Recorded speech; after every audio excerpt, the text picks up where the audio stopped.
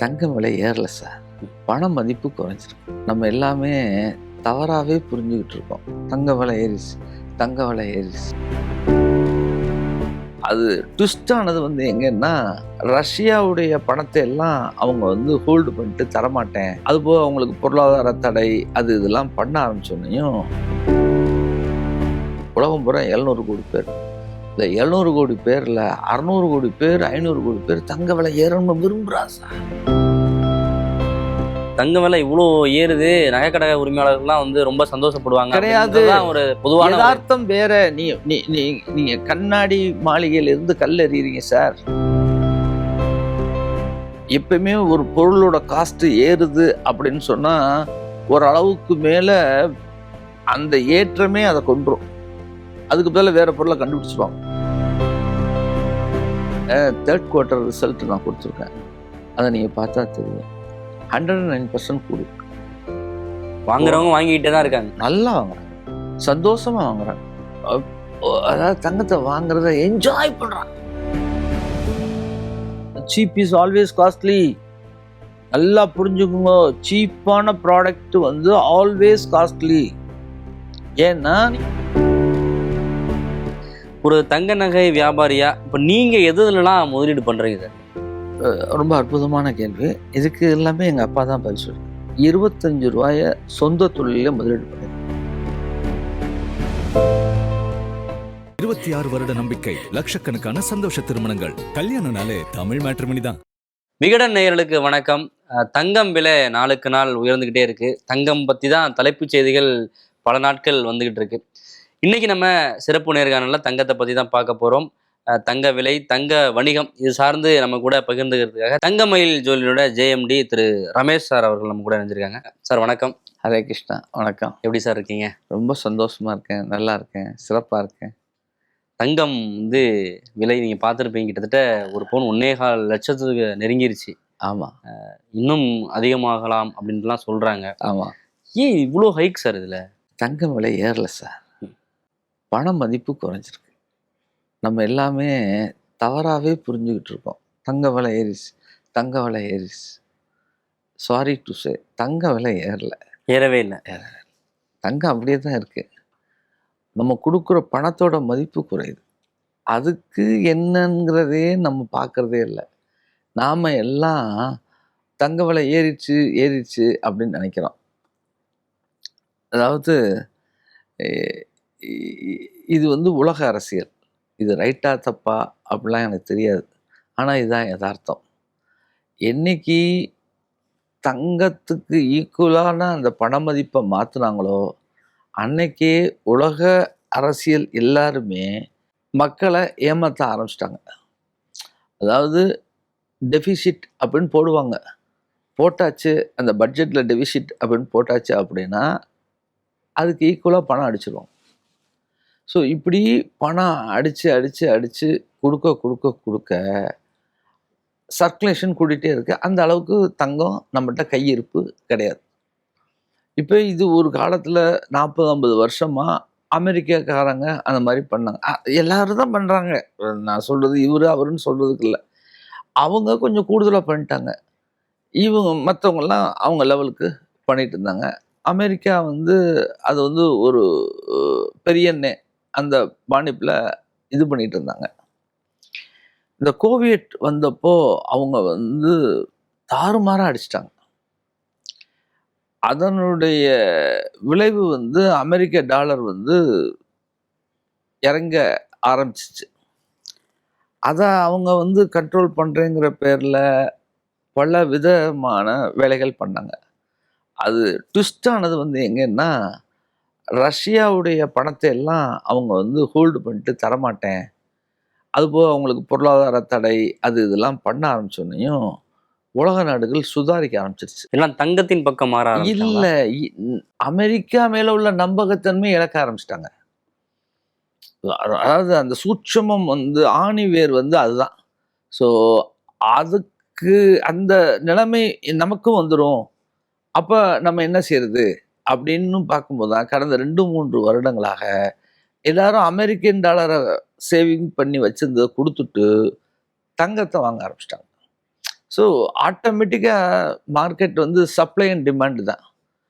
Demand ஜாஸ்தி ஆக ஆக விலை வந்து கூடிக்கிட்டே இருக்கு. இது வந்து வெகு சீக்கிரத்தில் ஒரு நிலைப்பாட்டுக்கு வராது. ஏன்னா உலகம் பூரா இன்னைக்கு தேதிக்கு வர்த்தகம் பண்ணிக்கிட்டு இருந்த கரன்சி அமெரிக்கன் டாலர். அதன் மேலே உள்ள நம்பகத்தன்மை வெகுவாக குறைந்து விட்டது. அது அதை அவங்க கையில் வச்சுக்கிட்டு அவங்க பண்ண பல ரைட்டு தப்பு இதெல்லாம் வந்து எல்லா நாடுகளுக்கும் பிடிக்கல.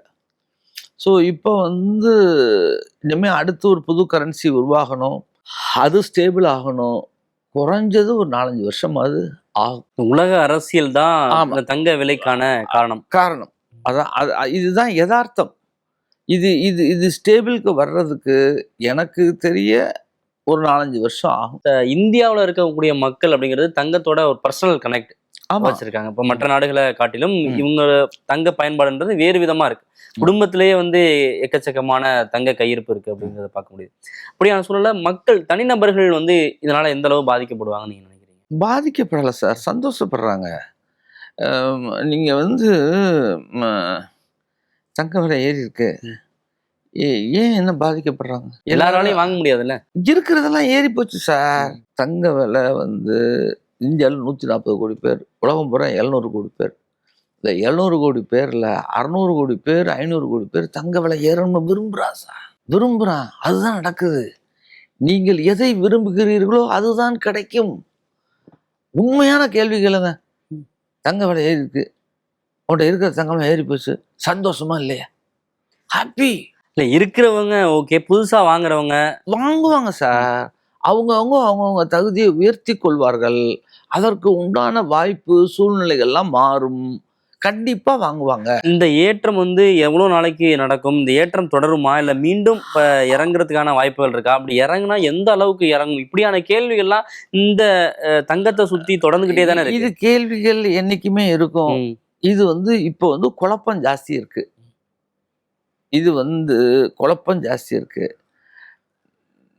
எங்க அப்பா காலத்துல சொத்து வாங்க போனோம்.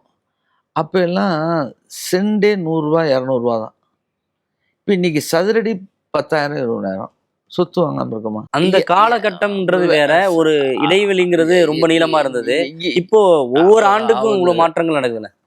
ஒவ்வொரு ஆண்டு விடுங்க, ஒவ்வொரு சனத்துக்குமே மாறுது.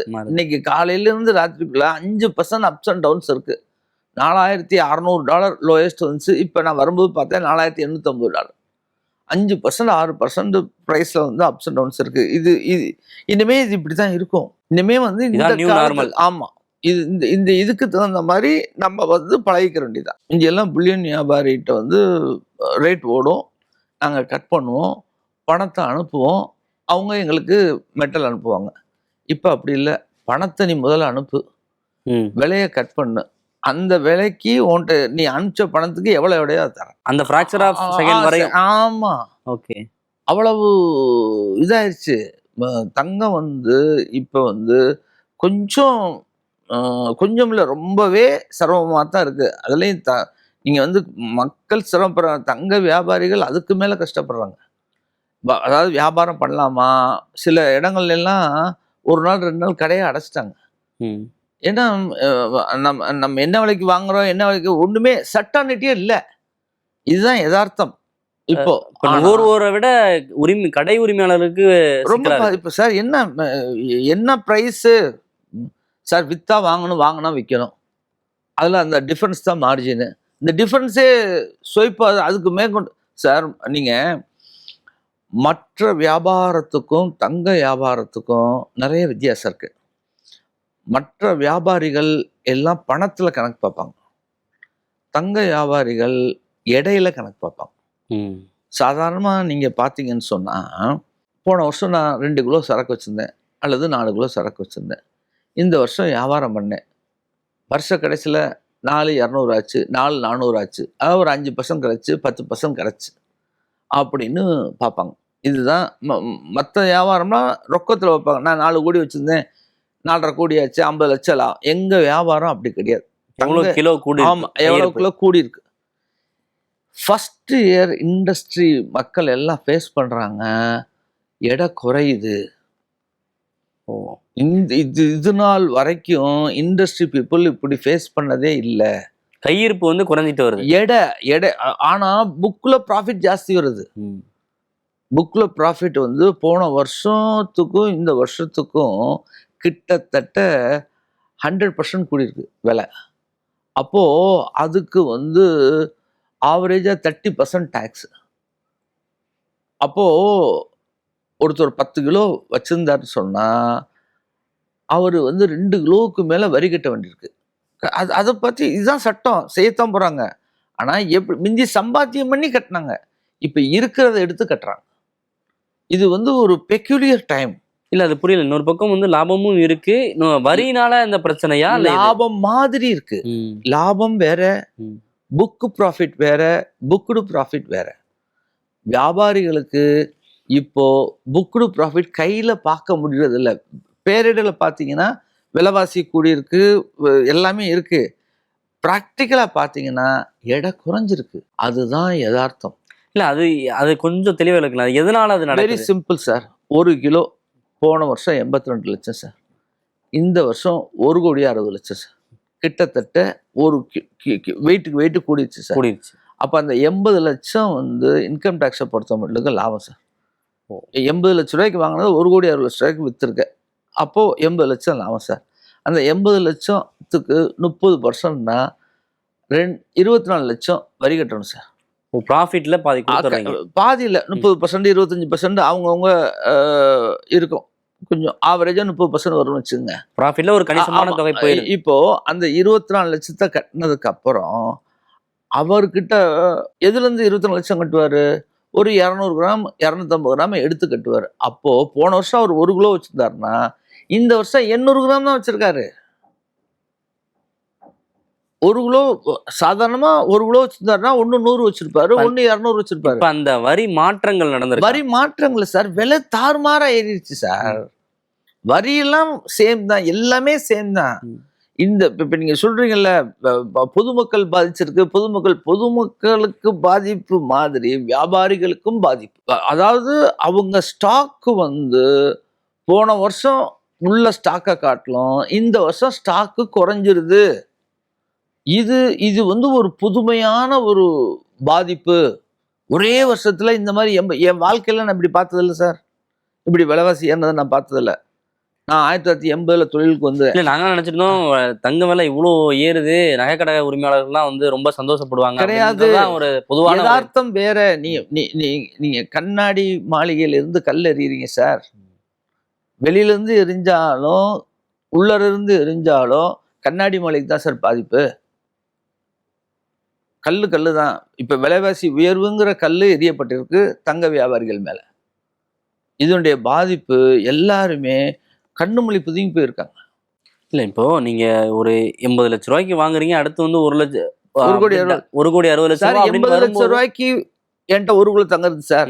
இப்ப 1,60,00,000 ரூபாய்க்கு வரி கட்டினதுக்கு அப்புறம் 800 கிராம் தங்கம் இருக்கு சார். லாபமா நஷ்டமா? இப்ப இவ்வளவு நான் சொல்லி லாபமா நஷ்டமா? இப்ப என் கடையில சரக்கு வந்து கேட்க வந்தா நான் கஸ்டமருக்கு நான் சாய்ஸ் காமிக்கணும் சார்.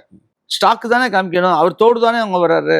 அப்ப என்கிட்ட 20% ஒரு ஆவரேஜா மினிமம் ஆப்ரேட்டிங் ப்ராஃபிட் எவ்வளவு இருக்கோ அதை பொறுத்து 10 to 20% ஸ்டாக்கு நிறைய பேருக்கு குறையுது சார் இந்த வருஷம்.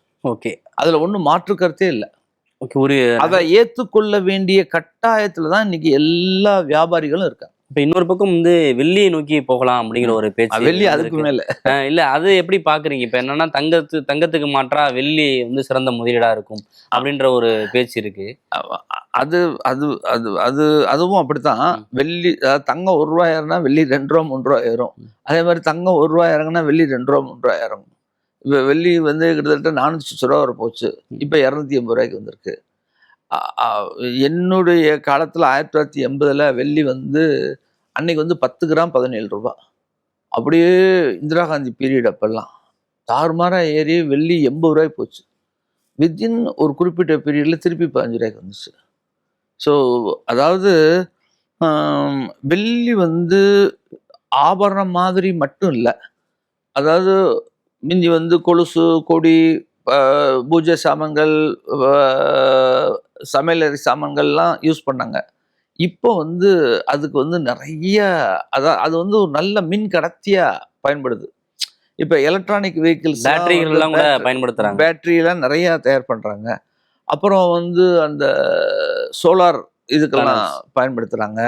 இந்த கம்ப்யூட்டர் இதுகளுக்கெல்லாம் பயன்படுத்துறாங்க. தேவை அதிகமாயிருச்சு. அதனால உற்பத்தி அதே லெவல்ல தான் இருக்கு. அப்போ ஆட்டோமேட்டிக்கா இதுக்கு வேற மாற்று கண்டுபிடிக்கிறது வரைக்கும் இப்படித்தான். ஆனா ஒரு காலத்துல கண்டுபிடிப்பாங்க. அது வரை இப்போ தங்கத்துக்கு மாற்றா வெள்ளிய நிறுத்த முடியுமா? தங்கம் வேற. தங்கம் தான்.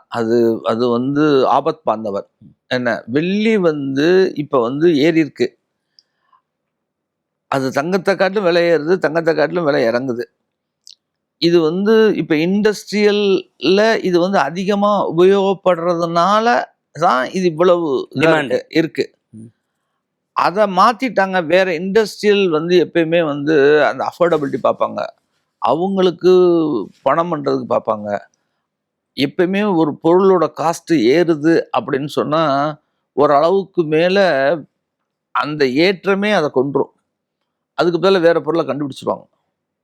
இப்போ பெட்ரோல்லாம் வந்து வேற கேஸ் அதெல்லாம் வந்துடுது இல்லை, அந்த மாதிரி வேற எதுவும் கண்டுபிடிச்சிருவாங்க. ஸோ அது வரைக்கும் இவர் சூப்பர் ஹீரோவா இருப்பார். வெள்ளி. ஆமா, அப்படி கண்டுபிடிச்சிட்டாங்க அப்படின்னு சொன்னா இது அப்படியே தூக்கி எறிஞ்சிட்டு வேற போயிடுவாங்க. இப்போ தங்கம் ஒரு பக்கம் விலை ஏறுறது வாடிக்கையாளருக்கு மகிழ்ச்சி, கையிருப்பு வச்சிருக்கவங்களுக்கு மகிழ்ச்சி அப்படின்னாலும் கூட முதலீட்டு முறைகள்லாம் இப்போ நிறைய மாறிடுச்சு. இப்போ மியூச்சுவல் ஃபண்ட், ஸ்டாக் மார்க்கெட்டு, அதோடைய விகிதாச்சாரம்லாம் அதிகமாயிட்டு இருக்கு. ரொம்ப நல்லா இருக்கு சார். அப்படியான சூழல்ல விலையேற்றம் ஒரு பக்கம் இருக்கு அப்படிங்கிற சூழல்ல இப்ப வந்து தங்கத்தின் மீதான முதலீடுகள் வந்து எந்த அளவுக்கு வந்து இருக்கு? இப்போ நீங்க நேரடியா பார்த்துருப்பீங்க, உங்களுடைய கடையில இருந்தே அதை பார்க்க முடியும். தேர்ட் குவார்ட்டர் ரிசல்ட் நான் கொடுத்துருக்கேன். அதை நீங்க பார்த்தா தெரியும். 109% கூடி இருக்கு. வாங்குறவங்க வாங்கிக்கிட்டே தான் இருக்காங்க. நல்லா வாங்குறாங்க, சந்தோஷமா வாங்குறாங்க. அதாவது தங்கத்தை வாங்குறத என்ஜாய் பண்றான். பிள்ளைகளை கூப்பிட்டு வர்றான், வாங்கி தங்கத்தை அவன் கையில் கொடுக்குறான், கண்ணில் ஒத்துறான், சந்தோஷமாக வாங்கிட்டு போகிறான். கடையில் பார்த்தீங்கன்னா நீங்கள் வந்து அந்த ஆனந்தம், அந்த பூரிப்பு வெறும் 10,000 20,000 கிடைக்கும் சார். லட்சக்கணக்காக நீங்கள் கொடுத்து சொத்து வாங்குறதுல கிடைக்கிற ஆனந்தத்தை அப்படியே நான் எந்த சொத்து வாங்கும்போதாவது பிள்ளைகளை கூட்டி போய் வாங்குறோமா பத்திர ஆஃபீஸில்? இல்லை, எங்கள் கடையில் வந்து பாருங்கள் சார், அப்படியே அதில் ஒரு சந்தோஷம். அடேங்கப்பா அவ்வளவு பூரிப்பு, மக்கள் ஆனந்தப்படுறாங்க. இல்ல இப்ப ஏன் அதை கேக்குறேன்னா, இப்ப எல்லாமே மியூச்சுவல் ஃபண்ட், இப்ப தங்கத்துல கிடைக்கிற ரிட்டர்ன் காட்டிலும் கிடையாது சார். எல்லாருமே வந்து இப்ப மக்களுக்கு வந்து நிறைய விவரம் தெரிஞ்சிச்சு, நிறைய விதமான அணுகுமுறைகள் வந்துருச்சு, நிறைய விதமான வாய்ப்புகள் இருக்கு மார்க்கெட்ல. மியூச்சுவல் ஃபண்ட் சகிகை அந்த விளம்பரங்கள்லாம் நல்லா ரீச் ஆயிருக்கு. கடந்த 10 வருடங்களாக சிப்பு நல்லா ஒர்க் பண்ணுது. ஸோ எல்லாமே நல்லா இருக்கு சார். அதாவது இப்போ வந்து எல்லாருமே பிரித்து இப்போ என்னைய கேட்டிங்கன்னு சொன்னால் உங்களுடைய சேவிங்ஸில் ஒரு 25% போர்ட்ஃபோலியோ தங்கத்தில் வச்சுக்கலாம். அப்படி வச்சுக்கலாம். இப்போ ஒரு பெண் பிள்ளை பிறந்துருச்சு அப்படின்னா குறைஞ்சது ஒரு இன்னைக்கு நிதானமாக இருக்கிறவங்க கூட ஒரு 25 பவுன் போடுறாங்க. அப்போ 200 கிராம் மாதம் 1 கிராம் வாங்கிடுறார். அதுக்கு மேலே அதாவது இது வந்து தேவை, கம்பல்சரி, அதை வாங்கிடுறார். அதுக்கப்புறம் உள்ளதா மியூச்சுவல் ஃபண்டு, அப்படி பல விதமான. ஏன் சார் மெடிக்ளைம் இன்சூரன்ஸ்லாம் இப்போ தான் புதுசு தானே, இப்போ எல்லாருமே எடுக்கிறாங்கல்ல. அந்த மாதிரி டேர்ம் இன்சூரன்ஸ் எடுக்கிறாங்க. இப்போ வந்து ஃபினான்சியல் நாலேஜ் வந்து மக்கள்கிட்ட நல்லாவே இருக்கு, மிந்தி மாதிரி இல்ல. அதை புரிஞ்சுக்க முடியாது. அப்போ ஒருத்தருடைய சேவிங்ஸ் ஸ்பிளிட் ஆகுது இல்ல. ஆமா, தங்கத்துல 20%, மியூச்சுவல் ஃபண்ட்ல ஒரு 20%, ஷேர் மார்க்கெட்ல ஒரு 20% ஸ்பிளிட் பண்ணும்போது அப்ப உங்களுடைய வர்த்தகம், உங்க முதலீடுங்கிறது கம்மியாகுதா அப்படின்ற கேள்விதான் கேக்குறேன் சார். மக்கள் பெருத்துட்டா சார். மதுரையில அன்னைக்கு வந்து 7 லட்சம் பேர், இன்னைக்கு 20 லட்சம் பேர். தமிழ்நாட்டில் நான்லாம் வியாபாரத்துக்கு வரும்போது 4 கோடி பேர், 5 கோடி, இன்னைக்கு 8 கோடி பேர். வயிறு வந்துருச்சு சார். பகவானுடைய ஆசீர்வாதம், மக்கள் பெருத்துட்டேன், வருமானம் நல்லா இருக்கு, நம்ம நாடு ரொம்ப சுபிட்சமா இருக்கு, ஆல் ஆர் ஹாப்பி. இப்ப எல்லாருமே வந்து இப்ப ஆபரண தங்கம் வாங்குறது அப்படிங்கறது தான் ப்ரிஃபர் பண்ணுவாங்க. இப்ப நீங்க சொன்ன மாதிரி ஒரு 10,000 ரூபாய்க்கு கூட ம். 1 கிராம் நகை 10,000 ரூபாய்க்கு வாங்க முடியாது. இப்ப 15,000 வந்துருச்சு. ஆம், ஆ. வாங்கணும்னா 1 கிராம் நகையை வந்து நேரடியா வந்து பார்த்து தொட்டு ம். நம்மளுடைய உறவுகளுக்கு வந்து வாங்கி கொடுக்கறதுன்றது வந்து ம், அதுல ம், ஒரு சந்தோஷம் ம், கிடைக்குது அப்படிங்கறதுல மாற்றுக்கிறது இல்ல. இப்ப ஆனா முதலீடுங்கிற அடிப்படையில அதை பார்க்கும்போது இப்ப கோல்டு ETF வந்துருச்சு. ம், ம். நிறைய இப்ப ஆன்லைன்லயே நிறைய விஷயங்கள் வந்துருச்சு. இப்ப நிறைய அதை நோக்கி போறாங்களா? இப்ப ஆபரண தங்கத்தை எந்த அளவுக்கு முதலீடா பாக்குறாங்க? அத நோக்கியும் போறாங்க. அதுவும் நல்லா வளர்ச்சி ஆயிருக்கு. நீங்க வந்து இன்னைக்கு சார் கன்சியூமருடைய தேவை. அவர் இப்ப இப்ப நெறைய பேரு ஒவ்வொரு ஊரா பயணம் பண்றாங்க. அபார்ட்மெண்ட்ஸ்ல இருக்காங்க. இப்ப ஜாயிண்ட் ஃபேமிலிலாம் குறைஞ்சிருச்சு. அந்த மாரி உள்ளவங்க ஒரு பொம்பள பிள்ளை வச்சிருக்காங்க, ஒரு பையன் வச்சிருக்காங்க. அப்ப அவங்க வந்து ETF ல இன்வெஸ்ட் பண்றாங்க. நம்மள மாரி 2 டயர், 3 டயர் சிட்டீஸ்ல இன்னமும் வந்து ஜுவல்லரில யூஸ் பண்றாங்க. அதாவது தேவை வந்து பல மாதிரியாக மாறிவிட்டது. ஆனா, வியாபாரம் எல்லா தோதுலயும் இருக்கு. எல்லா வாய்ப்புலயும் இருக்கு. ஏன்னா மக்கள் மக்கள் தொகை கூடிருச்சு. அதுக்கு எந்த விதத்திலயும் வியாபாரம் குறைவாக இல்லை. Okay sir. தங்கத்தை பத்தி நிறைய விஷயங்கள் சொன்னீங்க. வாங்குற மக்கள் ரொம்ப ஆனந்தமா வாங்குறாங்க. விலை ஏறும்போது ரொம்ப சந்தோஷப்படுறாங்க. இப்படி பல்வேறு விஷயங்கள் சொன்னீங்க. ஆனா வாங்கும்போதும் சரி, விற்கும்போதும் சரி, இந்த செய்கூலி, சேதாரம் இப்படியான விஷயங்கள் வந்து தொடர்ந்து தங்கம் விலை ஏற்ற இறக்கத்தின் போது எந்த மாதிரி குழப்பம் இருக்கோ, இந்த செய்கூலி, சேதாரம் இதை சுத்தியும் காலங்காலமா இருந்துகிட்டே இருக்கு சார். Very simple sir. அதாவது மிந்தி எல்லாம் 2ல இருந்துச்சு. இப்போ 1ல தான். அதாவது இப்ப விக்கும்போது உங்களுக்கு அந்த ரேட்டு குறைவு அதெல்லாம் கிடையாது. விக்கும்போது எக்ஸ்சேஞ்ச்னா மார்க்கெட் ரேட்டுக்கு எடுத்துக்கிறோம். கேஷ் அப்படின்னா 3% ஏதோ டிஸ்கவுண்ட் பண்ணி எடுத்துக்கிறாங்க. அவ்வளோதான். இது வந்து மார்க்கெட்டில் வந்து ஸ்டாண்டர்டைஸ் ஆயிடுச்சு. மற்ற வியாபாரம் மாதிரி தங்கத்துறை கிடையாது. மற்ற எந்த பொருளையுமே இப்போ இந்த சோஃபா இருக்கு. இதை நீங்கள் வாங்கும்போது விற்றா பணம் கிடைக்கும்னு வாங்குறீங்களா? கிடையாது. ஐஃபோன் இருக்கு. விற்றா பணம் எந்த பொருளுமே விற்றா பணம் கிடைக்காது. வாங்கினா அதோட சரி. தங்கம் மட்டும்தான் வாங்கினும் போதே விற்றா பணம் கிடைக்குங்கிற நம்பகத்தன்மையில வாங்குறோம். அதுதான் இன்னைக்கு தேவை நடந்துகிட்டு இருக்கு. அப்போ நம்ம வந்து என்ன சொல்லிடுறோம்னா பேஸ் ப்ரைஸை தனியாக காமிச்சிடும். வேல்யூ அடிஷனை தனியாக காமிக்கிறோம். அதுதான் இந்த இதில் உள்ள ஒரு ப்ளஸ் பாயிண்ட்டு. அதைத்தான் கஸ்டமர் வந்து ஒரு குழப்பமாக பார்க்குறாங்க. Very simple sir. கஸ்டமர் வந்து சார் எனக்கு வேல்யூ ஃபார் மணி வேணும். உங்களுக்கு என்ன வேணும் அதை தெளிவாக இருந்தால் அவர் ஈஸியான பொருள் வாங்கிட்டு போயிடலாம். சார் எனக்கு வேல்யூ ஃபார் மணி வேணும் சார். எனக்கு 10% தான் சார் நான் வேஸ்டேஜ் தருவேன். அதுக்கு மேலே எனக்கு தேவையில்லை சார் அப்படிங்கிற தெளிவாக இருந்தால் அதை சேல்ஸ்மேன்ட்ட சொன்னால் அவர் அதுக்கு உண்டான பொருளை எடுத்து காமிச்சிட்டு இவர் அது பண்ணுறதில்ல. என்ன பண்ணுறாரு? இப்போ மார்னிங் பிரேக்ஃபாஸ்ட்டு ஹோட்டலுக்கு நம்ம மனசில் ஒன்று நினச்சிட்டு போகிறோம். போனால் என்ன சொல்லணும்? என்ன இருக்குப்பா நம்ம நினச்சிருந்து இருக்குன்னா அதை சொல்லி வாங்கி சாப்பிட்டு போயிடணும். அதானே? ஆனால் இவர் என்ன செய்கிறாரு? போனவனையும் மெனு கார்டு கொடு வாங்குறாரு. அதை அப்படி 1000 பார்க்குறாரு. பார்த்த உடனேயும் வேற என்னத்தையே சொல்கிறார். அப்போது அவர் பட்ஜெட் கூடுது. அது கொலஸ்ட்ரால் கூடுது. டிசைனுக்கு ஏற்றப்பல மாறுது அப்படின்றீங்க. டிசைன் சார் எனக்கு என்ன வேணும்? எனக்கு ஹாலோ ரோப் செயின் வேணும். எனக்கு கெட்டி மோதிரம் வேணும். எனக்கு இவ்வளோதான்ப்பா. இதுக்கு உண்டான ப்ராடக்ட் வேணும். அதுக்கு உண்டான 10 ப்ராடக்ட் பார்த்து நீங்கள் வேறைய பார்க்க ஆரம்பிச்சிங்கன்னு சொன்னால் எல்லாமே நல்லா இருக்கும் சார். எல்லாமே ஜொலிக்கும் சார். எல்லாமே பளபளன்னு இருக்கும் சார். அதுக்கு தான் அந்த காஸ்ட் அப்படின்னு சார். அப்படி இல்லை சார். ஒரு பொருளுக்கு வேஸ்டேஜ் லேபருங்கிறது வந்து இன்றைக்கி வந்து மார்க்கெட் வந்து ரொம்ப காம்படேட்டிவ். நான் கூட குறையெல்லாம் போட்டால் விற்க முடியாது. இன்னொன்று தெரிஞ்சு போயிடும். அப்போது ஒரு தடவை நான் கெட்ட பேர் வாங்கிட்டா திருப்பி கஸ்டமர் உள்ளார வர மாட்டார். அப்போது உங்களுக்கு வேஸ்டேஜ் லேபரில் என்விரான்மெண்ட் காஸ்ட் இருக்குது, லேபர் இருக்குது, ஆக்சுவலாக நடக்கக்கூடிய வேஸ்டேஜ் இருக்குது, டெப்ரிசியேஷன் இருக்குது, இன்ட்ரெஸ்ட் இருக்குது. எவ்வளவு உங்களுக்கு நீங்கள் வாங்குறதுல பேசிக் ப்ரைஸ் எவ்வளவுன்னு தெரிஞ்சு போயிடும். ஏன்னா தங்கக்கரையும் என்னைக்குனாலும் திருப்பி கொடுத்தா அந்த விலை நமக்கு இருக்கும். ஆமாம். மீதி உள்ள காஸ்ட்டு வந்து வேஸ்டேஜ் லேபர் மட்டும் கிடையாது, எல்லா நிர்வாக செலவுகளும் அடக்கம்தான்.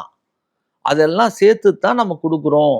ஆனா பொதுவா செய்கூலி அப்படின்னு சொல்லும்போது அது கூட மேனுஃபேக்சரிங் காஸ்ட் அப்படின்னு புரிஞ்சுக்க முடியும். ஆமா. சேதாரம் அப்படின்னு சொல்லும்போது எளிய மக்களோட கேள்வி என்ன இருக்குன்னா, ஒரு ஒரு ஒரு நகை செய்யறதுக்கு ஒரு இவ்வளவு கிராம் வந்து சேதாரம் ஆகுது அப்படின்னு வச்சுக்கிட்டா, அந்த சேதாரமாகிற நகை எங்க, அதை என் கையில கொடு அப்படின்னு கேக்குறாங்க. அதுதான் சார் நிர்வாக செலவுன்னு நான் சொல்றேன். இப்போ நீங்க ஒரு ஒரு ஒரு ஒரு விஷயத்த இந்த என்வைரன்மெண்ட் இல்லாம அந்த அந்த பொருளை நான் விற்க முடியாது. இப்போ நீங்க பவுன் காயின் போய் கேட்டிங்கன்னா அதுக்கெல்லாம் வேஸ்டேஜ் ரொம்ப கம்மி, 2% தான். ஏன்னா அது ப்ராடக்ட்டும் நீங்கள் டிசைட் பண்ணிட்டு வந்துடுறீங்க, அது அவ்வளோதான். ஓ ஒரு நாள் 2 நாளில் தயார் பண்ணிடலாம் சார். ஒரு பொருள் இருக்குது தயார் பண்ணுறதுக்கு 1 வாரம் ஆகும், 10 நாள் ஆகும், 1 மாதம் ஆகும், 45 நாள் ஆகும். அப்போ அந்த பீரியடுக்கு உண்டான இன்ட்ரெஸ்ட் அதெல்லாம் சேர்ந்துதான் அப்படி வருது. எல்லாம் சேர்ந்தது தான் சார்.